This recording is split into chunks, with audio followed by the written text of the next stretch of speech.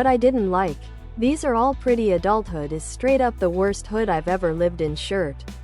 I assumed that the karate school was behind the mugging pretty much from the first time Casey went in there. And while the specifics got me, I wasn't surprised by him using the gun in the final confrontation. And second, I thought it could have used one notch higher on the brutality. Though admittedly that's the horror, violent action movie fan in me speaking. The only part of the trailer I saw was where Jesse tells the dog no more coddling. Totally threw me in left field for what actually happened. Someone had talked about it and I decided to see it on a whim, and man, that movie was nothing as I suspected. Adulthood is straight up the worst hood I've ever lived in shirt. Tank top, V-neck, ladies tee for men and women. Tank top, V-neck.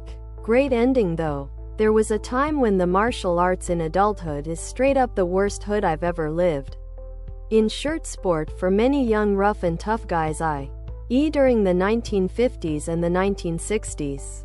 By the early to mid 1970s, however, that began to change as many more girls, due to wanting to develop more confidence and to learn how to defend themselves if and when needed. Nowadays, there are even more women and girls in the martial arts, and more women and girls who are black belt instructors as well. Karate has been very popular with girls and women because it's one of the easiest martial arts to make progress and advance in.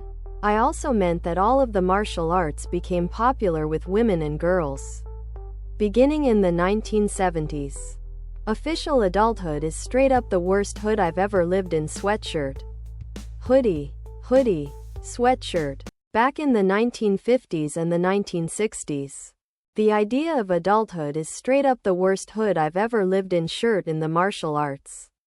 Learning how to physically defend themselves if and when needed, and getting more confidence was actively discouraged, which, the more I think about it, was rather sickening.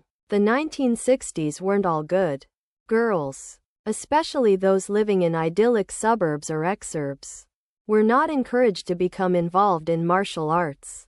On the one hand. On the other, it's a crime to not know what beauty and grace one's body is capable of, as well as a healthy mind requiring a healthy body. Other products.